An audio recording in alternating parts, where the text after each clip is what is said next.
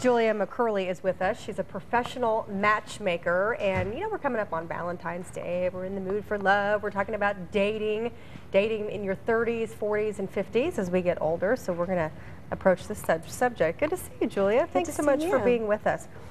Is it tougher to date in your 30s, 40s, and 50s than let's say in your 20s, when maybe people consider that the prime time?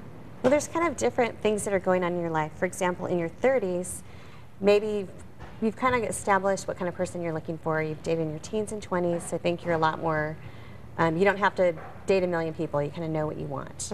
Okay, and then as we get into our 40s, in your 40s, we're pretty established, right? You may have, I mean, the good part is you may have more financial freedom. You can take on some hobbies, travel, kind of expose yourself to different ways to meet singles, but the cons would be you may be divorced with children, and there's a few more layers in terms of developing a new relationship. Right, and that would probably be a whole another topic, talking about dating after divorce. Okay, now as we get into our 50s, what do you find? I find that the good part is my clients in their 50s that I work with are a lot more relaxed. They're don't have like the first date jitters so much. They've had a lot of dating experience.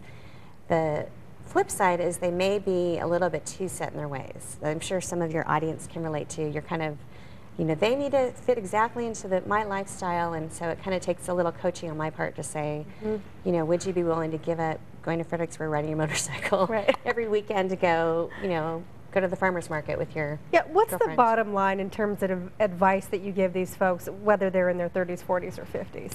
I recommend that the whole checklist thing, save that for the grocery store, and what you need to really evaluate is what I call your negotiable items and your non-negotiables. Okay.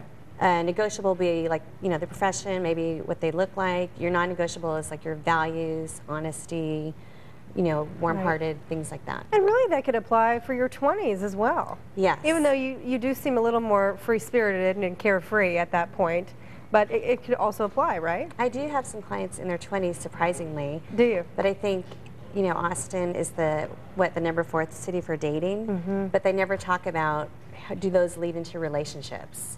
So do you think the big mistake is that we have a list? I think so. Yeah. We just are a little bit too picky. I mean, men and women. It's like when we're 60, is it really going to matter if, kind of the superficial things? And as we get older, do you find that even your clients who are in their 40s or 50s are still casually dating, or are they a little more serious in No, who they're they very select? serious. Okay. Everybody that I work with definitely is looking for a long-term relationship or marriage. I mean, anybody can get online or, get a date. That's not the problem. We went to Facebook and we got a couple of questions here. So let's see. Is it harder to find a date or mate after 30? Some folks, the Tiffany says, yes, she says, I'm 39. It's harder to find someone. If you're picky, guys say you're too independent. That's very true. I do a lot of coaching on this where women define themselves by their career. And unfortunately, the men are picking up on that male energy. And so somehow we need to bring out our more feminine, alluring side. And I'm not saying dumb it down, but just somehow just be more nurturing versus, executive. Gotcha. Okay, here's another one. Do you need to lower your expectations after 30? Angie writes, I would rather set high standards and be alone than lower my standards and be unhappy and unsatisfied.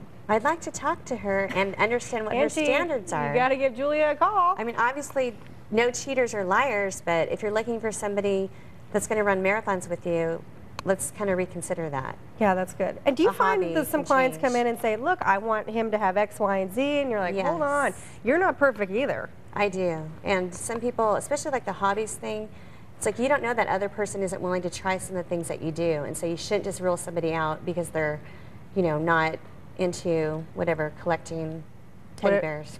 Collecting teddy bears. I have a client like that. Sorry. All right, so dating in your 30s, 40s, and 50s, it's possible, it's fun. Yes. It's just a little different as we get older. For sure. And I have clients all the way up into their 70s. I think no matter what age you're at, we all want to have love and companionship. It's part of human nature. Absolutely. Julia, thanks so much. We appreciate it. Thank you. And to any of your listeners out there, you can go to my website, trysomethingmore.com, and learn more about my services. All right. Some good insight this morning. We'll be right back.